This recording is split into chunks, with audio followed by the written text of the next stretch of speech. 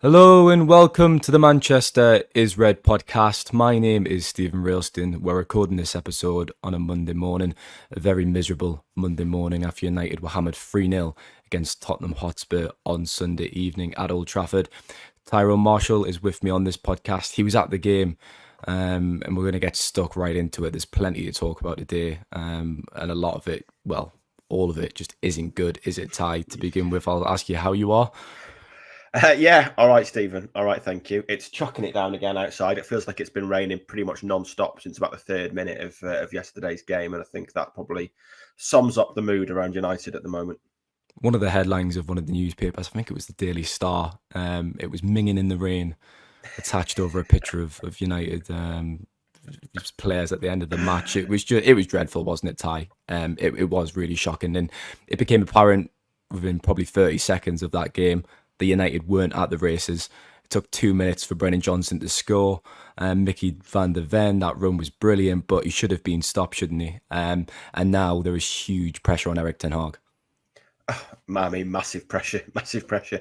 Sounds like he's gonna survive this week and get this week, but it's not lost on anyone that the international break starts a week today, and he's got two really difficult away games coming up. And I mean, we're just killing time now, aren't we? I think we all know the inevitable's coming. It feels like a total waste of everyone's time at the moment to even be persevering. To be honest, it was a shocking performance. I mean, it beggars belief to me how a professional football team, can start a game that badly. To be honest, and they started it badly against a team who, Tottenham play exactly the same way in every game under Postecoglou, and they can be difficult to stop, but they're very easy to analyse. And the first thing you'd say is they're going to press you really aggressive. They're going to be really intense. You need to be on it from the first whistle. Either that message didn't get relayed to the players, or the players just aren't ready for the game because they started slowly. Look like rabbits in the headlight. And when you start like that against a team like Tottenham, you just get suffocated. And I think counted 3 passes that went straight out of play from within 10 yards of the touchline in the first 15, 20 minutes. It was abysmal. It was absolutely abysmal in that first half. I just can't get my head around how a team can start a game that poorly. And it's difficult to put your finger on why. I mean, tactically, we've said they've improved this year. This was back to being a mess. The first goal was so similar to the FC20 goal, and that someone picks the ball up miles from goal and just runs at it. No one stops them. And what was Diego Dallo doing for that goal? Well, I was just going to come on watch to it Dallo. back, and he's almost jogging, isn't he? He's almost admitting defeat before It's lazy. Brennan Johnson's even got into the box. Yeah, and that is just unforgivable. That. Yeah, I mean, and that is 3 minutes into a game after a previous game where one of your most experienced players said the opposition wanted it more. That's now 2 games in a row where the opposition want it more. And that is as damning as it gets. And I don't know what, Dallo owned his mistake because he put his hand up, but he didn't try. There's no other way of putting it. He did not try. He gave up from the halfway line. And Brennan Johnson wanted it more. Tottenham wanted it more than Diogo Dallo. And when you're playing for Manchester United, that is shocking. And I don't. It was a collective problem, and I'm not just going to dig Dallo out because, let's be fair, he has been one of United's better performers over the last 13, 14 months, and he is playing out of position. But it is staggering to me that at no point did he see that danger. When Rashford lost the ball and Van der Ven sat on that run, Dallo turns round and Johnson is 2 or 3 yards in front of him, and Johnson's only jogging at that point. Dallo just jogs back behind him, just looking at his shirt. At no point does he think this might be dangerous. Maybe I should sprint here. If I sprint for 10 yards, I'll be in front of him. And then when Johnson does accelerate, Dallo just stops. And you can so clearly see what is going to happen. And you're laughing at that because it's unbelievable, isn't it, to see that genuinely unbelievable elite level, supposedly in the Premier League, top 5 football. That is just it's unforgivable. It's basics. Yeah, it is the basics. And it's amateur. I mean, Gary Neville on commentary referred to it like a pub team, and that's what it felt like at times.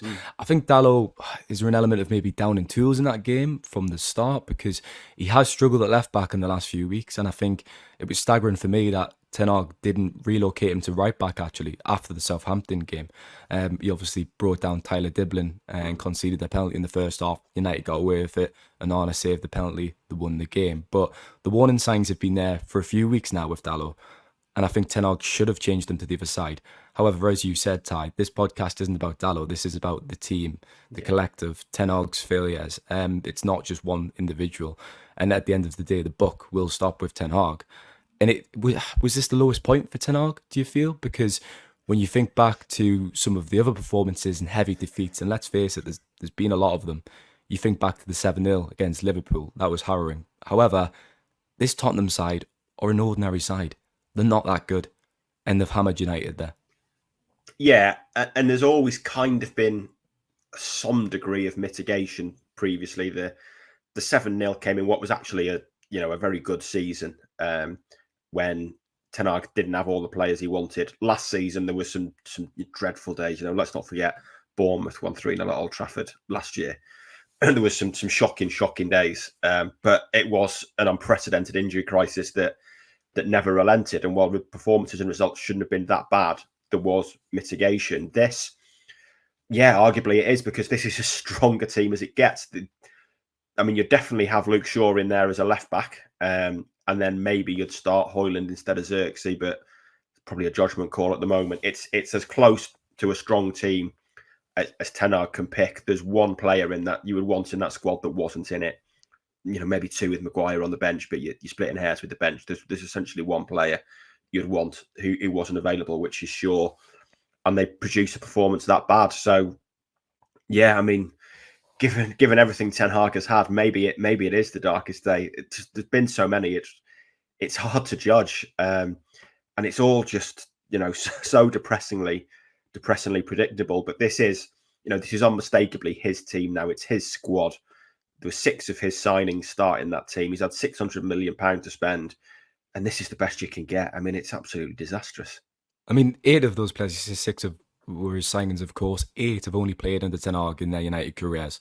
So only Marcus Rashford, Bruno Fernandes and Diego Dalot on that pitch have played under a different manager during their time at the club. Make no mistake, that is his squad. That is his team. He spent over 600 million. And for performances like this to happen again, it's just not good enough, is it? It's almost like he's a cat with multiple lives, because he just keeps on surviving. We bravely, I think, said in the summer, it's not easy to call out a manager and kind of say he should be sacked, but we told the line where we were both of the opinion that he should leave. There was 12 months of evidence that suggested a change was required. United kept him after the FA Cup final, and that decision, it's proven very costly, isn't it? United look like they're now paying the price for that success at Wembley in May. Yeah, totally. I mean, it's the type of decision that Sir Jim Ratcliffe would not make in any of his other businesses. It's no secret that the week leading up to the FA Cup final, he was going to sack Ten Hag. They were speaking to other managers. They continued to speak to other managers. Everyone knows, Ten Hag knows he was gone. And he changed. They changed their minds on 90 minutes of evidence against Manchester City and ignored the previous, how many games did they play last year? 53. They ignored the previous 52 games. And so they call their eggs in a basket of one game. And that is just not good business practice. And I'd like to say, football is unlike any other industry at times, but Ratcliffe would not have done that if this was in any other Ineos business. I don't think. I think it's fairly clear. It was a huge leap of faith, and they're paying the price in so many ways, because it's entirely predictable that this was going to happen, because the evidence of last season was overwhelming that he wasn't the right man for the job. And now you're in a position where you have literally just backed him. I mean, Dan Ashworth and Omar Barada this month backed him and said he was the right man for the long term. It would be embarrassing now to turn around and sack him. I don't think there's any doubt about that. And you've also got to face the possibility that if you do sack him, you've got to pay him off a bigger fee than what you'd have had to pay him off in June, because you've just given him a year extension to his contract. And you're doing that at the same time when you're making 250 staff redundant from the club. People whose dream it was to work at Old Trafford. It's just a PR disaster, because you couldn't make a decision in the summer. And, in Ineos, I think on the football side here, Ineos have done a lot of things right at Old Trafford. They've done a lot of things well. They do appear to be getting things right on the football side, but the manager was always the biggest decision. And I don't get the methodology for keeping someone who underperformed so much last season. And I don't think anyone can really be surprised that he's underperforming again this season, because the signs were there last year. The evidence was there that this was probably going to happen, and sure enough, it is happening. And they've got a real decision to make now. They've got a real problem on their hands in how they go about it. But I think I don't want to say. I mean, it's easy to joke and say that they should have lost that cup final. Obviously, they shouldn't have lost that cup final. It was a great day to win it. It was a memorable day for them, beating City. But that is the reason that we are in this position. Because if they had lost it, there's not a chance in hell that Ten Hag would still be in that dugout. There's no chance Ten Hag would still be the manager if they'd lost the cup final. And it was a special day, and of course it was Yeah. fantastic. And remember the podcast we did straight away reacting to it. I mean, it was elation for United fans leaving Wembley that day because it was so unexpected. It was a stunning performance. But you're right, United are paying for that now, because if they hadn't have won that game, Ten Hag wouldn't have stayed.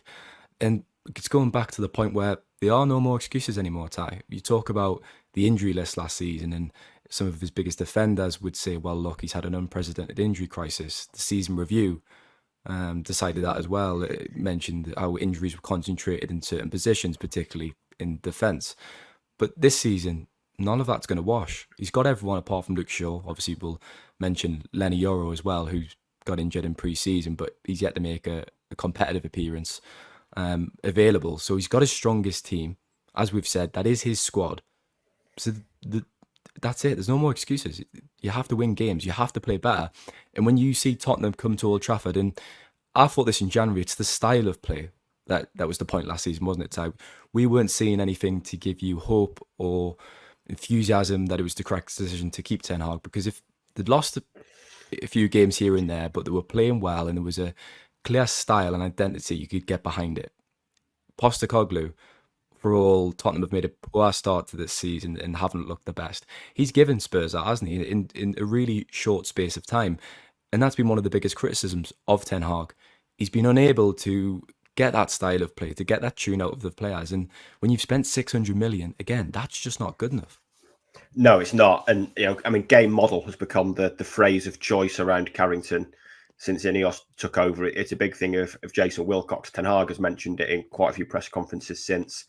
When Samuel asked him recently what the game model was, Ten Hag said it would, we didn't have time. It would take too long in this press conference to explain it, which is very convenient, because I don't think anyone who watches United has the slightest idea what the game model is, unless it's starting slowly, players not running hard enough, general lack of organisation. I mean, I find it hard to believe that is the game model, but that's the only thing you're seeing on a regular basis. There's no plan there. And I said this last season, and it's becoming repetitive. But you look at the best teams: Tottenham, look at Villa, Arsenal, City, Liverpool.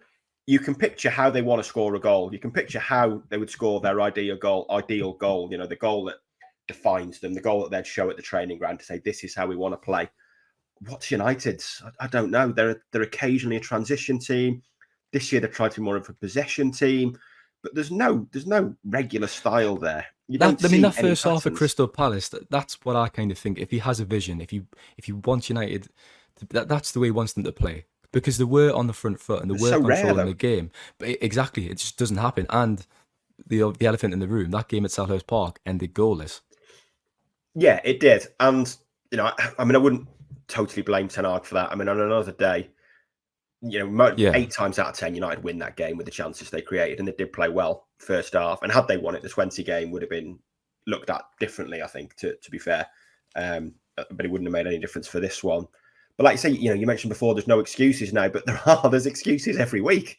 Ten Hag said himself a couple of weeks ago, there's no excuses. And then a couple of minutes later, reeled off several excuses for why his team aren't as far forward as they should be after spending 600 million. Yesterday, he was asked about his future, and then reeled off a load of excuses about why it's going to take some time. He started to sound late in. Like he's deluded, hasn't he? Really, if we're just going to say it and be fair. In his first season, we're praising him for how he talked, his analysis. Last season, there was a clear change of approach, and we kind of picked up on it on the podcast. But it's happened again this season. He does sound deluded at times. Yeah, he sounds like someone who is trying to talk himself into getting more time, and he's saying he needs more time. I don't see why he needs more time. He's got a good squad there now. He's got players he signed. Ugarte should be up to speed. He played 90 minutes against 20. He played 60 odd against Barnsley, 17 at Southampton, I think, 13 at Palace. He's played enough to be up to speed.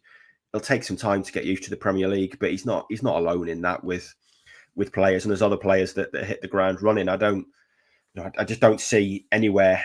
I don't see any mitigation that is good enough for being 12th after 7 games of the season. I don't see it. I don't see any mitigation for losing successive home games 3-0, for conceding 3 goals 8 times in 28 home games. There is no mitigation that can deliver that for United. And I've said it a few times, but I can imagine that the previous United managers since Sir Alex left will be looking at this thinking, well, I wish I'd had that sort of chance, because all of them were sacked way before it got this far. I've just said that. Ten Hag's recent record is way worse than it was for Moyes or Mourinho or Van Gaal or Solskjaer, and still he fights on. They've won 27 of 61 games since the start of last season. 61 games is a huge sample size, and they're not even winning 1 and 2. They're staggeringly mediocre, but he fights on. Still, he's going to get another couple of games, and while he's still there, there's still a slim chance he turns something round. But you're talking 0.something% now. I don't think anyone seriously looks at it, and I don't think Ineos look at it and think this is the future. We're on the right path here. I think we all know we're just waiting until there's a change, because a change is clearly coming.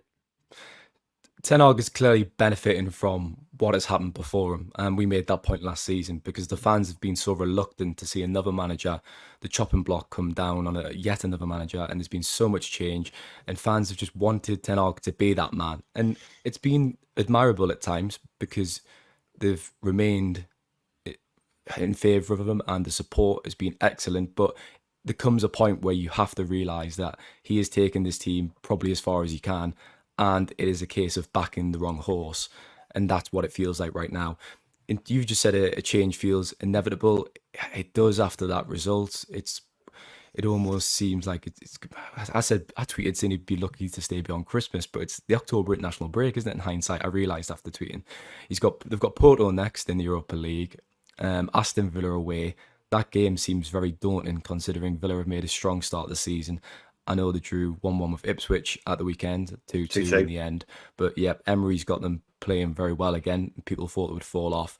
It's going to be a very tough and tricky week for United. Obviously, Bruno Fernandes will be unavailable. We'll come on to the red card in the second part, Ty. But 2 huge games, because if they don't win either of those games, it does feel inevitable he will be sacked in a week's time. Yeah, I think if he doesn't win either, I think that's got to be borderline a certainty. If he loses both, for definite. 1 win might get him some more time, but it very much depends on which game is won, really. If they beat Porto and then lose at Villa, maybe it won't make any difference, because Villa will be the most recent result, the one that's in everyone's mind. I don't see how this team wins both of those games, to be honest. I don't think there's enough evidence to suggest they will. I mean, they did do the double over Villa last year, to be fair, but it does feel like a defining week. And at the moment, you'd have to say it's pointing in the direction of a change in the October international break. Like you say, if they don't win any, I think they've got to consider that. And part of it is, Ineos's ambition, and Ten Hag said he's not been told this, but I think it's fairly obvious. Ineos United have to be in the Champions League to make this work. Ineos are talking about building a £2 billion stadium. They're not doing that on Europa League revenues. They're not signing the players they need to make this team title winners in 2028 on Europa League revenues. They need to be in the Champions League, and already they are significant outsiders to get top 4. They're 6 points behind Villa, and they're 5 behind Chelsea, maybe more than that. They're behind Newcastle. They're 3 behind Tottenham. I think everyone expects Liverpool, City, and Arsenal to be top 3. If there's one place after that, then you'd have Chelsea, Tottenham, and Villa, and maybe Newcastle above United at the moment. Top 4 in the league looks extremely unlikely.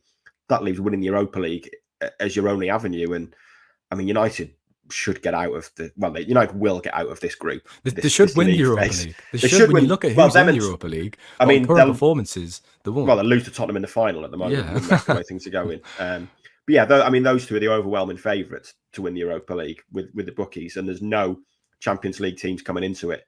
But United did draw against FC20, and if they lose to Porto, they'll still get top 24. But if you're 9th to 24th in that league phase, it's 2 extra games. I mean, it'd be embarrassing not to get top 8. And again, any defeat in Portugal kind of puts the pressure on a little bit to turn things around in that competition. So, I think it's definitely a defining week. And come 6 p.m. next Sunday, you could be looking at United being almost out of contention for the top 4 finish in the Premier League. They'll be that far behind.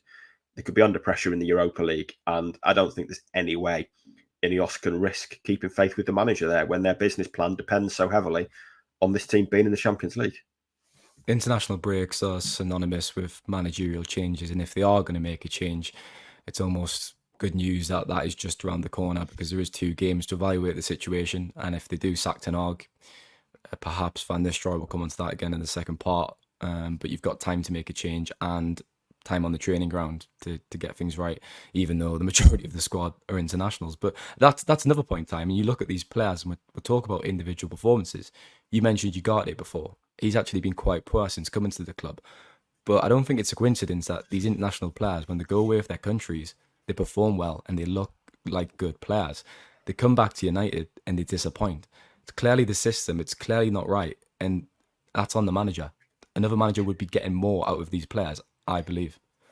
Yeah, I think that's fair. I was going to say Ugarte was good against Barnsley, which he was, but there's a pretty big caveat there, isn't there, in the fact it was Barnsley. I don't think he's had a good start at all, Ugarte, to be honest. I expected more. Yeah, I don't. It's still early days, but he's not the only one there. I mean, I thought De Ligt really struggled yesterday. He looked like he was running through treacle at times, and there's hope for that partnership. But we can't escape the fact that United have signed a player who needs a big confidence boost in De Ligt, and have signed him on the basis that his former manager at Ajax will be the one to deliver it. And now it looks like there's going to be a separation there. But you do look at that squad, and clearly they should be delivering more. I thought early on in the season there were actually signs of improvement in certain areas. I think the pressing against Fulham and Southampton especially was miles better than it was last season. It looked a lot more structured. I think Rene Hacker had his Go Ahead Eagles team was a good pressing team, and you could see maybe his influence there. But it's unravelled again, and it just unravels so quickly. And yeah, you do look at it and you wonder. You wonder what happens and what's going on at Carrington. And the prime example is starting the game that slowly. They looked surprised by Tottenham's intensity when, someone who only watches Match of the Day once a week will tell you, what do you think Tottenham are going to do at Old Trafford? Well, they're going to play with intensity and press and be aggressive. And United's players just look stunned by it. And that's, that reflects poorly on the players. But surely they're working on this. Surely they're being told, look, lads, it's Tottenham. This is what they do under Postecoglou. They can be a good side. They're great to watch, but this is how they're going to play, because this is how they play every week. So be prepared for it. Match that aggression early on. Don't make early mistakes on the ball and lose momentum. And that's exactly what they did. And that reflects poorly on the players as well. But we've said for a while now they don't look a team that is well coached, and so many teams they come up against just look to have a better structure and are getting more out of their players. The most teams United play are often more than some of the parts, and United are less than some of their parts. And that is undoubtedly damning on the manager, isn't it? It's Groundhog Day, isn't it, when you're talking about looking like a poorly coached team? And it's just the basics, and again, it's not good enough. We'll leave it there for part 1, and we'll be back in a moment for part 2.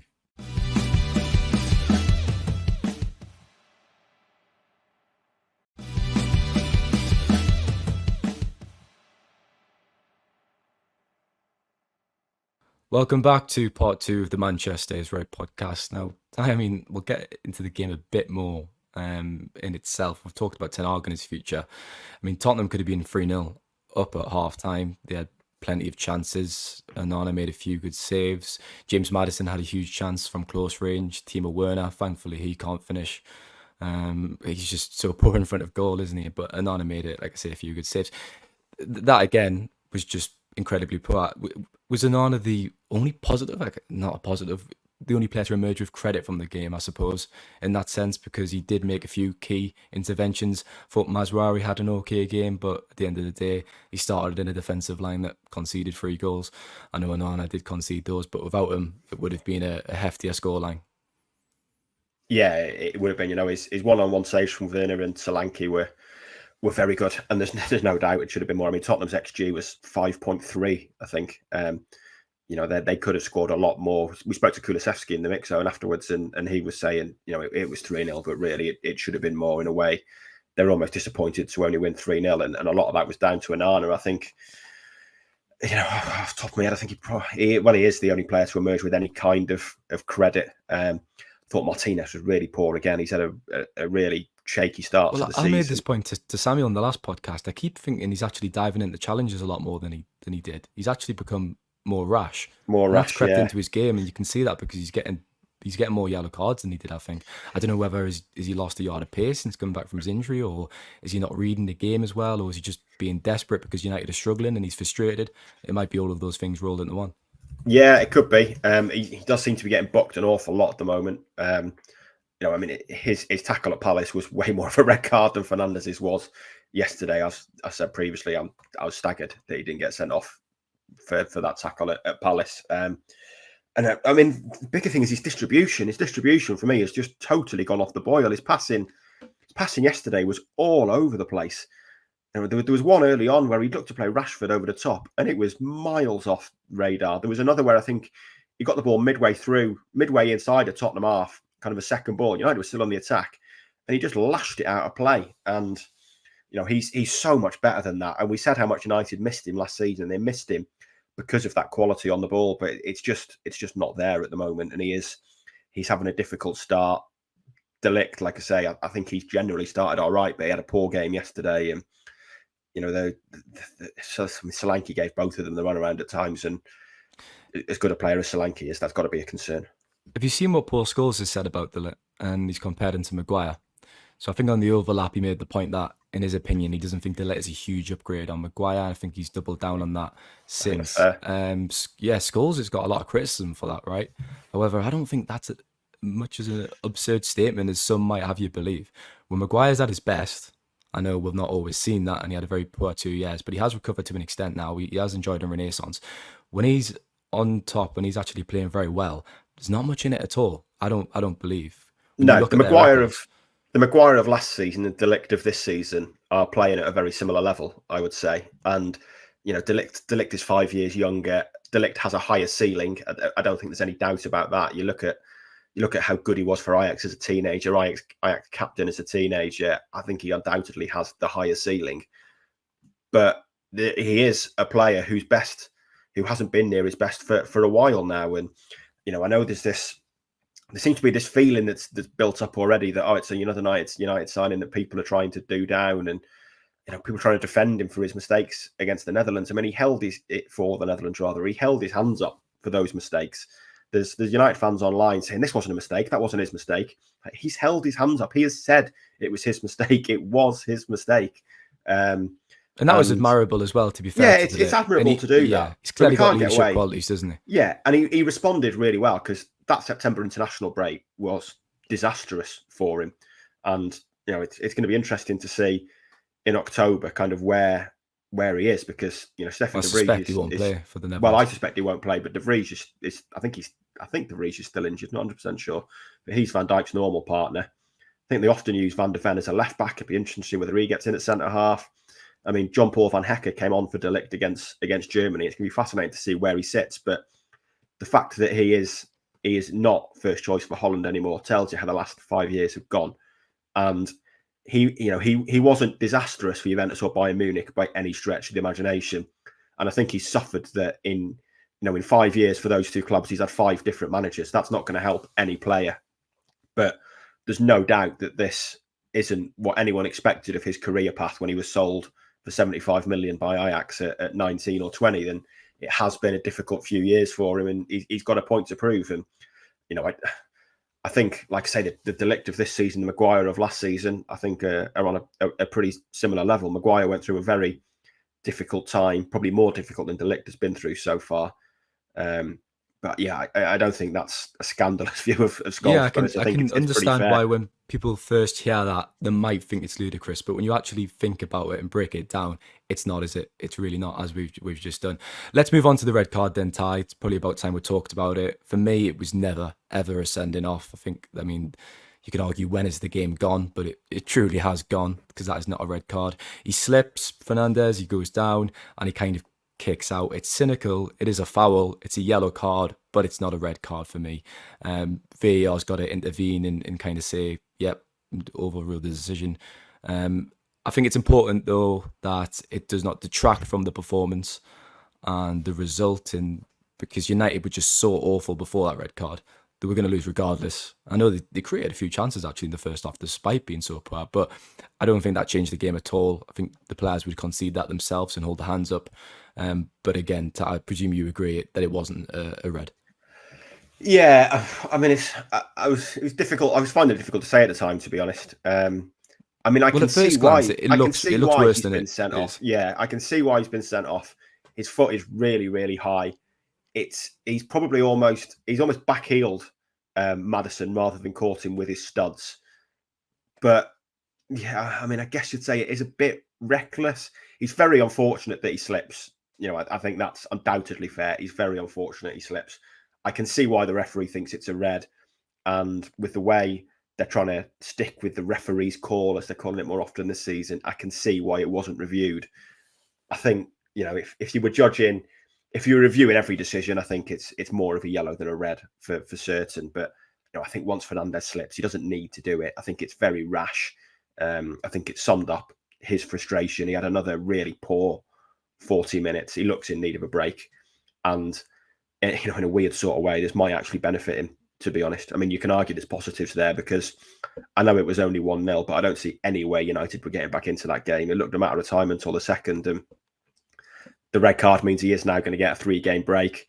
In a weird sort of way, I think it benefited Ten Hag and the players because it went from, you know, the crowd was so frustrated by what they were seeing for 40 minutes, and that decision just flicked a switch. It went from frustration and annoyance with your own team to frustration with the officials. And the atmosphere at times, second half, was really, really good. It was really defiant. There was United had a 10, 15-minute spell where they got a few set pieces and built up a bit of momentum. And, you know, it kind of gives Ten Hag an excuse as well. So in a weird, I can see why it was given as a red card. I don't think it was. Watching the replay, I wouldn't have given it. I can see why it was in real time. But in a weird sort of way, I don't think it's the worst thing that will happen, to be honest, because yes, it was 1-0. Maybe they'd have found a way back in and improved, but they were up against it anyway. And Fernandez has played for a couple of weeks now. Like, he really, really needs a rest, and missing 3 games might actually do him some good because United need the best version of Bruno Fernandes, and they've just not had it this season. He'll be available for Porto, obviously, because that's in Europe, but he'll Yeah. miss the trip to Aston Villa. Then after the national break, he'll be unavailable against Brentford and West Ham. So 3 games in total. I've got a suspicion United will appeal it, and I think it might be successful. If they do, that would obviously reduce the length of time that he's unavailable for. But you're right, Ty. Fernandez has had a really poor start to the season. However, having said that, I'm quite surprised at how quickly the narrative around him has switched because there's no denying he's been very poor. But I think some of the criticism might have gone a bit overboard for me in the sense that he probably does need a rest and he hasn't been good enough and he probably does need to be taken out of the team. But it was just 6 months ago when everyone was, well, not even that long ago, everyone was waxing lyrical. And when he signed his new contract saying fully deserved, he deserves the pay rise completely. And for me, he's been the best player in the last 10 years at United, the most consistent performer. Everyone probably has a bad run of form. It has been a few games. We're only 2 months into the new season. So I wanted him to start at the weekend. I know a few people were taking him out of their teams, but I thought it's only a matter of time really before he bounces back to his usual self. I agree with you. It's probably best now he has that rest so he can actually return with a clean slate, and we might see more improvement from Fernandes because I think it's inevitable he will return to those levels because for me he's just such a brilliant football player. Yeah, I agree. I think he will. He will get back to his best. I don't think the criticism has really been of him that much. I think it's been of overplaying him. I mean, I thought the decision to bring him on at 5-0 up against Barnsley for half an hour was truly mad. I mean, why are you bringing him on for half an hour at 5-0 up against the League One team? Just does not make any sense. He's been in the top 2 most used players for 4 years running now. For his 4 full seasons, always a top 2 for minutes played. He's not started on the bench in the Premier. I think he started 95 of United's last 100 league games going into the weekend, and of the 5 he'd missed, he was either injured, suspended, or ill. Ten Hag has talked about rotation this season, but it seems that rotating Fernandes is just off the agenda when it really shouldn't be. He's the oldest player in that team yesterday. He's the obvious player to be rotated. I know he's the captain, but Barnsley, just give him the night off. Just tell him not even turn up. That's what Barnsley's manager said himself, didn't he, after the game? Yeah. I couldn't believe Fernandes was coming on. It kind of got bypassed at the time because United won 7-0 and it was brilliant. But you think about it at the time, and I thought at the time, why is he coming on here? And I think Ethan Wheatley was an unused sub in that game. I mean, why are you not bringing him on at 5-0? It just doesn't make sense. It's the same. I don't see why Fernandes stayed on for the full game against Twente when he was really poor. Same against, I think he stayed on the full game against Palace. He was poor.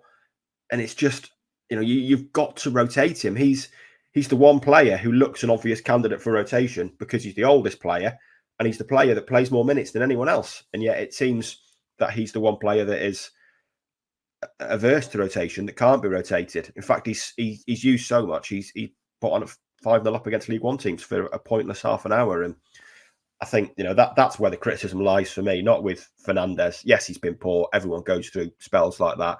We said it 1,000 times now. He's high risk, high reward. Everyone knows that. Gave the ball away 34 times against Palace. He's going to give the ball away. He's going to have games where he gives the ball away 15, 20, 25 times because when he gets it, he often tries something high risk, but it's why he's created so many goals and scored so many goals for United. And what you do, you just need him at his best. And I think, there's got to be times where he is part of this rotation policy, and I just don't see why he's not, especially when you've got Mason Mount now, who can undoubtedly play that role, whose best position is probably that role. I think Xerxes can easily play that role. I think you could play Xerxes and Højlund together up front with Xerxes as a number 10, drop into midfield like Fernandes does very easily. So there's candidates there now to rotate Fernandes with that you just haven't had in previous years. So I think it needs to be something that's seriously considered. And I've no problem if you want to start him in every Premier League game because he's your captain, but don't get him involved in some of these Europa League games. I think he can start some of them on the bench. Carabao Cup, Leicester again, just give him the night off. If I don't know if he's suspended for the Leicester game or not. Or is that? No, that's after the suspension, isn't it? Yeah. So, I mean, maybe you play him then if he needs the rhythm, but, start him in the Premier League, rest him in the others because he's got to be part of this rotation policy as well. I just don't understand why he's not really. And I think it would have benefited him if he was, and maybe he wouldn't be looking as fatigued as he is early in the season. Yeah, I completely agree with that. We'll give a mention to the fans, Tyrone. I mean, one, they deserve better than that performance. Yep. And two, there was a moment in the second half when the Stretford end were just defiant, singing the hearts out, and the atmosphere really picked up again, and it gave the players some energy and some impetus that they needed at a point in the kind of dug deep and began to rally. I know Tottenham scored again and made it 3-0 in the end. Thousands kind of left early towards the very end of the match. There was a lot of empty seats. Nobody can blame them for that because it was just so poor. But I think that also felt like a significant moment because it is so rare the United fans turn on the manager. And that really represented that yesterday. It feels like the time has come for Ten Hag now because of that for me. Once the fans start to turn, I think that is the point of no return for the manager of Manchester United. Yeah, well, you wonder if they'd have turned more without that red card. That's why I say it kind of worked in a way for Ten Hag, because if they'd kept the 11 men on the field and continued to play as poorly as they had and lost 3-0, I don't think there's any doubt that there'd have been more dissent.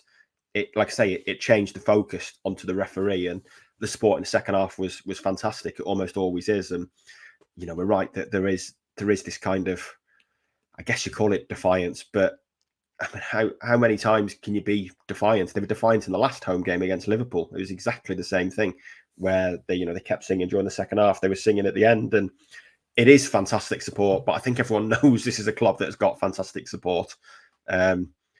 And it's just it shouldn't be a talking point in every home Premier League game that, I wasn't the support. It wasn't the team rubbish, but wasn't the support great. It just shouldn't be the Well, way it's it is. almost like it's the only thing to cling on to at times, isn't it, though? Because when things are so bad and the chips are down and some depressing football being played, at least you've got that kind of unity still in the terraces and it's everyone's sticking together and it is defiance. And I think that atmosphere there for 5 or 10 minutes in the second half, that was fantastic. And the players did respond. You could tell they were feeding off it a little bit. You could see that on the pitch. They just deserve better is the bottom line. And I understand they've continued to back Erik ten Hag, but I think, as I say, leaving the stadium early, it was the turning of the worm for ten Hag.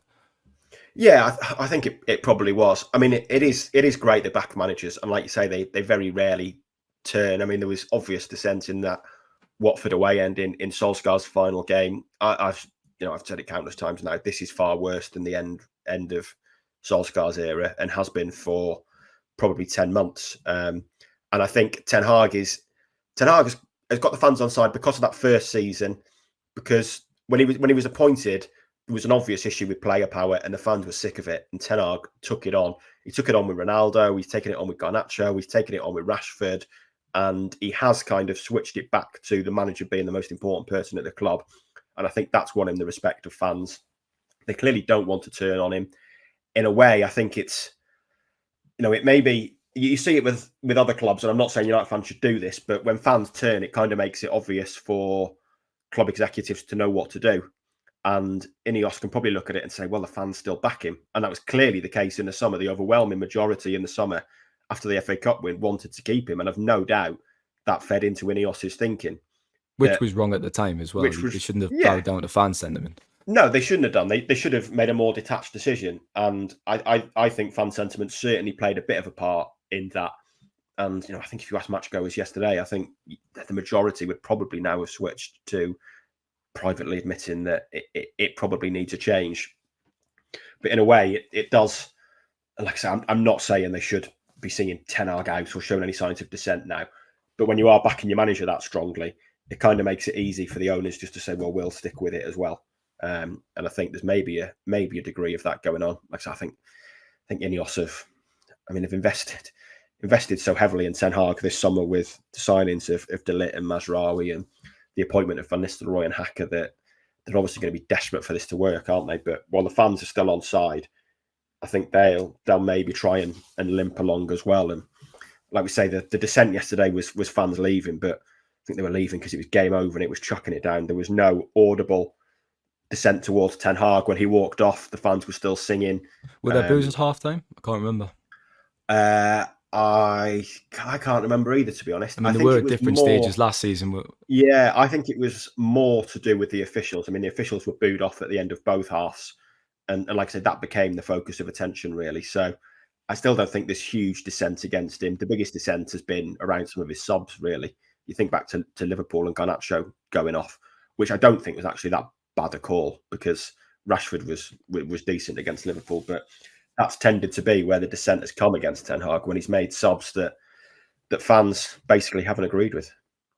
In terms of what happens now, we've discussed the upcoming games. Should probably discuss the available candidates if Ten Hag is to be sacked in the next week and a half or so. I mean, it's almost similar to what it was in the summer, which was the problem, and it was part of why he was kept, along with the FA Cup win and the injury crisis, etc. One of the huge reasons were the lack of alternatives. They contacted other managers. Kieran McKenna was sounding out. He stayed at Ipswich. They obviously met with Thomas Tuchel in Monaco. That didn't materialise. Julian Nagelsmann would be probably up there for me, maybe first choice at the moment, in my opinion. However, he's obviously manager of the German national team and he's extended his contract to the World Cup. So the land is exactly the same. The landscape is the same as it was in the summer, unfortunately, which adds to the decision again. And there's also the elephant in the room, as I said, with Van Nistelrooy waiting in the wings. It's felt inevitable that he might step in if Ten Hag is relieved of his duties. Got René Hakke there as well. I think Van Nistelrooy would be capable to take over on an interim basis, but he just doesn't have the credentials to get that job permanently. You could do it for a few months, or maybe to the end of the season if required. But he's only had one season and a bit in actual first team management, and he parted ways with PSV. So he is not qualified to manage United. They would have to get someone else, wouldn't they, than Van Nistelrooy on a permanent basis. Well, I mean, yes, you would have to think so. But then we thought that about Solskjaer, and he ended up doing, was it 2.5 years, maybe longer actually. And yeah, I mean, like I say, when Van Nistelrooy arrived as a coach, I think tongue in cheek, I think everyone thought, oh, there's your next interim manager, and I think that's obviously a possibility from here. But It's so obvious, isn't it? Though, it is so obvious, and was. it felt obvious at the time, to be honest. I mean, they De Zerbi, you would imagine, is now off the table. Now he's at Marseille. I know he was spoken to in the summer. He's still pretty high up in the betting, but they spoke to Tuchel. Has anything changed since the summer? I mean, McKenna's start in the Premier League would make you think that he's still worthy of consideration for sure. I thought they were really entertaining against Villa yesterday. I know they've not won yet, but four draws in a row. They're playing good football. But yeah, there's no obvious names. Gareth Southgate. Southgate's right up there for obvious reasons. The one I'd be tempted to go for is Emery at Villa. I think there's something to be said for a coach who has kind of done things the hard way, who has learned from mistakes. I think he's improved for what happened at Arsenal. I think Villa have been sensational under Emery. Their start to this season has been brilliant. They're 6 points ahead of United already. Won their opening Champions League game away at Young Boys very easily. And, your one concern would be that is he the type of manager who is better at a Villarreal and a Villa than he is at like a PSG and an Arsenal, as we've seen maybe. But I wonder if there's also something to be said for kind of learning from that experience. But why would he leave, Ty? Why would he leave Aston Villa? He's got them flying. They're in a brilliant position. They're in the Champions League. He's been backed again. I know Villa are slightly hamstrung by FFP. That is true, but when they're in such a good direction and they're making headway and United is struggling, I think it would be ludicrous for him to leave. I don't think he would. Yeah, on paper, the United should be able to employ the manager of of Aston Villa. But in reality, I don't think it would work out like that. Thing is, when Emery's 85 and he's retired and he's looking back on his career, what's he going to want to tell his grandchildren? I had some good years at Villa. We finished fourth a couple of times and got to the Champions League last 16. Or is he going to want to say, yeah, I went to Man United and yeah, I was the man who won them the league back, and they've actually got a statue of me now at Old Trafford.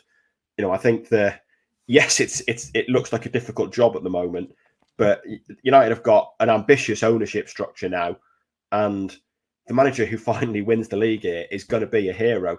And that's what the next person has got to believe that they can do, that they can be the person to deliver success. And we don't know what's going to happen with Manchester City in terms of the charges. It's certainly coming to the end of the Guardiola era, you would think. Even if he stays, it's probably only another year.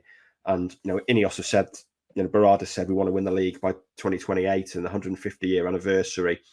This squad is not a million miles away from being able to compete, you wouldn't think. There's some very good young players there.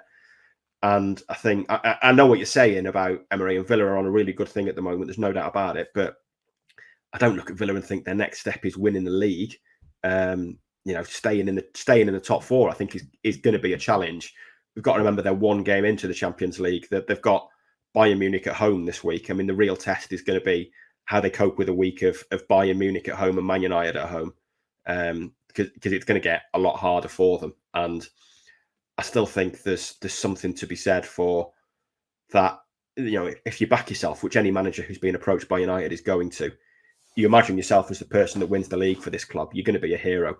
And when Emery retires, that would mean more to him than a couple of decent runs in the Champions League with Aston Villa, I think. I mean, you can't be surprised in football, but that would flabbergast me if he did. Like I say, on paper, you'd think United should employ the manager of Aston Villa, no problem. But I just couldn't see it. I mean, he's the same price as Jose Mourinho to get the job. He's 66-1, so it looks unlikely. I'm just surprised.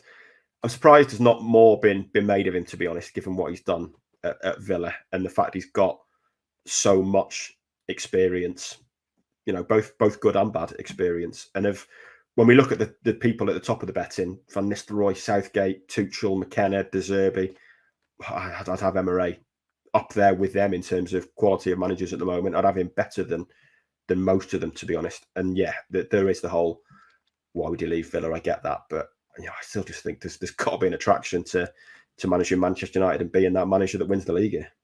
Well, one thing we agree on, it can't be Southgate. We said that in the summer. We'll say it again there briefly.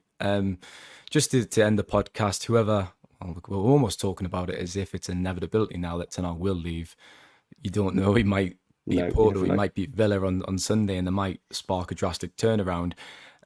If he does leave, the manager who comes in will inherit the club in a better place, surely won't they, than Ten Hag did, in terms of the structure now that has been put in place behind the scenes. The boardroom changes. Dan Ashworth's now at the club. Omar Parada's at the club. United are clearly a more efficient football club, and they have the right people in the right places than they did when Ten Hag was appointed in the spring of 2022, and that should bode well for whoever does finally take over from Erik Ten Hag, because he's not going to stay forever, is he? He's not going to stay forever, that's for sure. Well, I mean, I think he's aiming for November at the moment, never mind forever. Yeah, well, it's a far more attractive job than it was in 2022 when Ten Hag got it. I don't think there's any doubt about that. Ineos are clearly more hands-on than the Glazers. There's ambition there that the Glazers have never shown. I doubt the Glazers even know the 150th anniversary is coming up. They've never shown any desire to do anything with Old Trafford. They've never shown any desire to appoint actual football executives. Ineos have done all of this, and they've not been faultless, but they clearly want to achieve success here. And you always had the feeling that for the Glazers, success was a nice bonus rather than the be all and end all. It was getting into the Champions League, wasn't it? Because that was the cash cow. Yeah, exactly. It didn't feel like they were prepared to push the envelope and really go for it and build a team that could challenge the likes of Manchester City and Liverpool in recent years, where with Ineos, I don't think they'd even accept second. I think it's clear that they want to win the league. Ratcliffe wants to win the league. Barada wants to win the league. Ashworth wants to win the league. And it's just a far, far more attractive job. And that's why I think even if you're in a job like Unai Emery, the risk of going back to this conversation, I think that's why it is attractive, because you've got good people there now and you've got football people making decisions. You're not looking at it and having Ed Woodward and Matt Judge deciding transfer strategy and things like that. It's the structure there now is set up for success. Ten Hag has spent 600 million, and yes, there's some duds in there. I mean, this a complete moot point really after yesterday, but Anthony now, 1 minute in the Premier League this season, 1 minute in his last 11 or 10 or 11 Premier League games, just staggering for £85 million. But some of those signings have been duds, but some of them have been very good. Some of them have got real promise for the future. It's a very young squad. I mean, there was 2 players older than 26 in that team yesterday. One's the goalkeeper, who's 28, who could be here for 7 or 8 years. The other's Fernandez, who's 30. It's a young team with a lot of room for growth, a lot of potential, ambitious owners, and there's no doubt it's a more attractive job now than it's been at any point, I think, since Ferguson left. United will have their day in the sun again. It doesn't seem like it sometimes when you watch performances like that against Tottenham, but it will happen. As Ten Hag said in his first press conference, era hasn't meant to end. I think his might be coming to an end. Awkward. Yeah, very awkward. What was that sound on your phone before? Was it the noise of you putting £5 on Unai Emery at 66 to 1? It was. I was looking at that thinking, that's interesting. I was amazed he was that far down, to be honest. I don't know if that's just because no one thinks they're going to go for him, or maybe you're right. Maybe he'd just laugh if he was told United wants him now, but I don't know. Surely you'd swap Aston Villa for Manchester United. You put £5 on it at 66 to 1. I'm getting on, mate. If those odds crash in the